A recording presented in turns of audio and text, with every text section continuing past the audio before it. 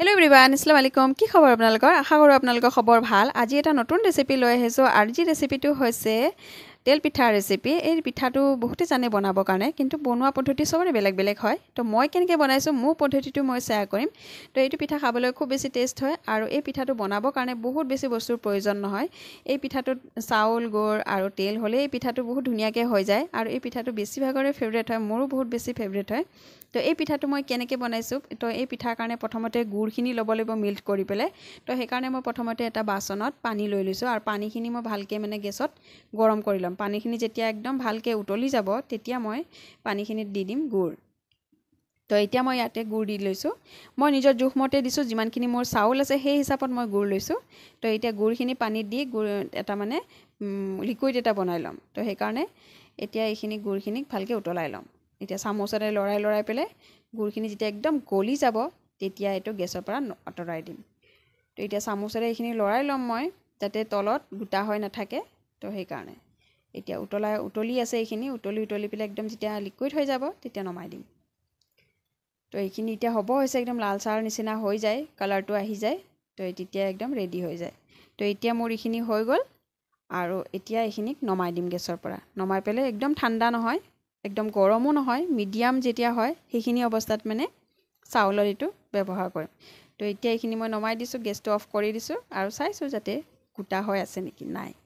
এতিয়া মই এটা বাচন লৈছোঁ, আৰু মই এটা চাউলৰ পেকেট এটা লৈছোঁ, চাউল গুড়ি হয় এইটো, ৰাইচ এটা।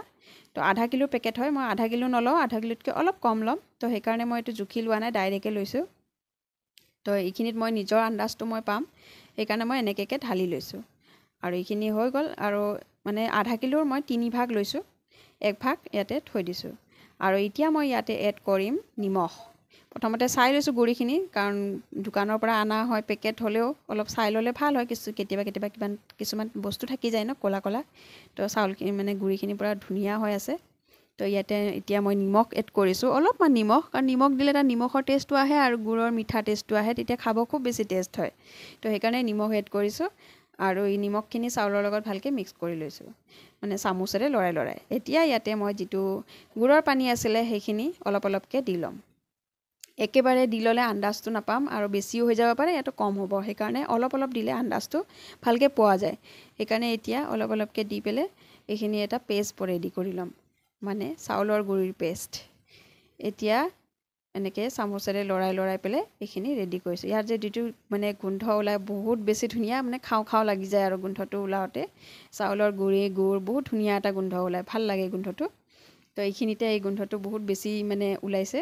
তো এইখিনিতে এনেকুৱা লাগে যে বস্তুখিনি পূৰা পকি গৈছে, আৰু খাওঁ লাগি যায়। তো এতিয়া এইখিনি মোৰ পেষ্টখিনি একদম গাঢ়া হৈ আছে, এতিয়া আৰু অলপ দিব লাগিব। তথাপিও মই প্ৰথমে লৰাই লৈছোঁ ভালকৈ। তো চাইছোঁ যে অলপ দিব লাগিব, কাৰণ এইখিনি মই পেষ্টটো বনাই পেলাই 3-4 ঘণ্টাৰ কাৰণে মই থৈ দিম, তাৰ পাছতহে মই পিঠা বনাম। সেইকাৰণে মই অলপ বেছিকৈ দি লৈছোঁ, কাৰণ থৈ দিয়াৰ পাছত বস্তুখিনি শুহি ল'ব একদম। সেইকাৰণে অলপ বেছিকৈ দিছোঁ পানীখিনি, আৰু মই যিমানখিনি পানী বনাইছোঁ গোটেইখিনি পানী ইয়াত দৰকাৰ হৈছে। তো এতিয়া পেষ্টখিনি এনেকৈ ৰেডি হৈ গ'ল। তো সেইকাৰণে প্ৰথমতে ভালকৈ একদম লৰাই লৈছোঁ চামুচেৰে। আৰু এইটো জাৰ যে কেক বনালে আমি ইউজ কৰোঁ, সেইটোতে কৰিব পৰা যায়, কিন্তু মই সেইটো কৰা নাই। চামুচটোৰে হৈছে যেতিয়া ধুনীয়াকৈ, সেইকাৰণে মই চামুচে ব্যৱহাৰ কৰিছোঁ ইয়াতে। আৰু এতিয়া এইখিনি মোৰ হৈ গ'ল। ইয়াক মই এতিয়া 3-4 ঘণ্টাৰ কাৰণে থৈ দিম। এইটো এনেকৈ ডাইৰেক্টো বনাব পৰা যায়, কিন্তু থৈ বনালে পিঠাবিলাক বহুত ধুনীয়াকৈ ফুলি যায়। তো এতিয়া মই এইখিনি ঢাকনি এটাৰে ঢাকি পেলাই থৈ দিম। তো ঢাকাৰ আগতে মই ভালকৈ এইটো সানি লৈছোঁ, যাতে তলত পিঠাগুড়ি হৈ নাথাকক, সেইকাৰণে তল ওপৰকৈ ভালকৈ কৰি লৈছোঁ। তো এতিয়া এইখিনি মোৰ ৰেডি হৈ গ'ল। এতিয়া মই এটা ঢাকনি লৈ এইখিনি 3-4 ঘণ্টাৰ কাৰণে ঢাকি পেলাই থৈ দিম। তাৰ আগতে মই ইয়াতে দি লৈছোঁ ঘি। ঘিটো অপশ্যনেল হয়, দিলেও হয় নিদিলেও হয়, কিন্তু মই দিছোঁ। ঘি দিলে আৰু এটা কি হয়, পিঠাটোত বহুত ধুনীয়া ঘি গোন্ধাই থাকে ন, তো খাবলৈ খুব বেছি ভাল লাগে। তো সেইকাৰণে ঘি ইয়াতে দি লৈছোঁ। তো ঘি মই 1 চামুচ দিছোঁ, চামুচটোৰে মই আধা দুবাৰকৈ উঠাইছোঁ। তো এতিয়া এইখিনি হৈ গ'ল মোৰ ৰেডি। তো ঘিটো দি মই ভালকৈ আকৌ লৰাই লৈছোঁ, যাতে ঘিখিনি পিঠাগুড়িৰ লগত পূৰা একদম মিক্স হৈ যায়। তো এইখিনি মোৰ ৰেডি হৈ গ'ল। এইখিনি যিমান ভালকৈ আপুনি পেষ্টটো বনাব, সিমান ধুনীয়াকৈ পিঠাবিলাক হয় আৰু সেইকাৰণে। এতিয়া ঢাকনিটো সৰু হ'ল, মই বেলেগ এটা ঢাকনি দি পেলাই ঢাকি দিম।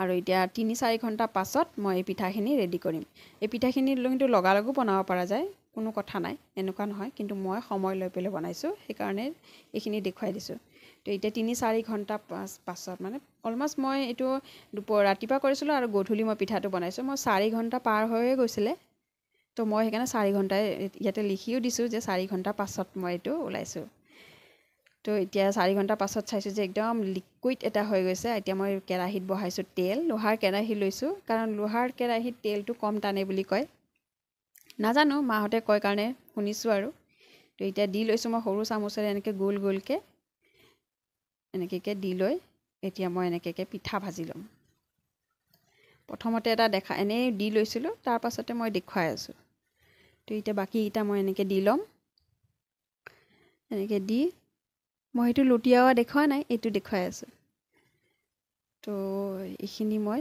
উল্টাই লৈছোঁ উল্টাই পেলাই এনেকৈ ভাজি লৈছোঁ এতিয়া লুটিয়াই লৈ মিডিয়াম ফ্লেমত একদম হাই ফ্লেমো নহয় একদম ল' ফ্লেমো নহয় মিডিয়াম ফ্লেমত নতুবা পিঠাটো নপকিব ভিতৰৰখিনি তো এতিয়া উঠাই দেখাইছোঁ এনেকৈ মোৰ পেষ্টটো একদম বেছি গাঢ়া নহয় যে একদম মোটা মোটাকৈ মই বনোৱা নাই অলপ পাতলাকৈ বনাইছোঁ কিছুমানে একদম মোটা মোটাকৈ বনায় কিন্তু মই ইমান মোটা মোটাকৈ বনোৱা নাই একদম পাতল পাতলকৈ বনাইছোঁ তো একদম ৰাউণ্ড শ্বেপত আহি গৈছে ন একদম তো এনেকৈ দেখিব ভাল লাগে তো অলপ দেৰি হ'ব দি তাৰ পাছতহে উল্টাব লাগে তেতিয়া ধুনীয়াকৈ গোল শ্বেপত হৈ পেলাই ৰেডি হয় তো এই পিঠাটো বনাব পদ্ধতি বহুত বেছি ইজিয়ে হয় আৰু বহুতেই জানে বনাব চবৰে খালি মানে দিয়া পদ্ধতিখিনি বেলেগ হয় কিছুমানে অলপ বেলেগ ধৰণে দিয়ে কিছুমানে চাইড ৰাউণ্ড এটা মানে জোনৰ কিবা এনেকৈ মানে ছেভ কৰি পেলাই দিয়ে তো কিছুমানে গোলকৈ দিয়ে তো চবৰে নিজৰ নিজৰ থাকে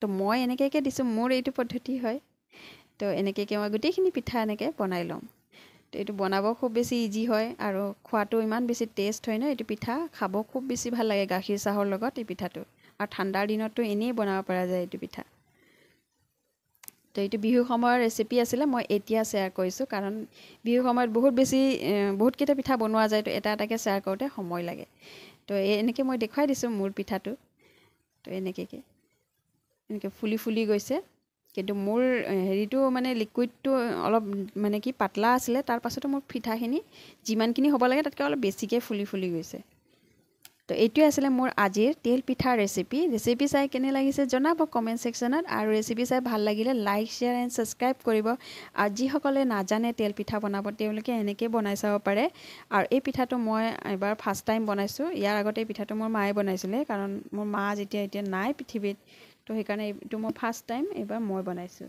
তো এইটোৱে আছিলে মোৰ আজিৰ পিঠাৰ ৰেচিপি তো নেক্সট ভিডিঅ'ত লগ পাম বাই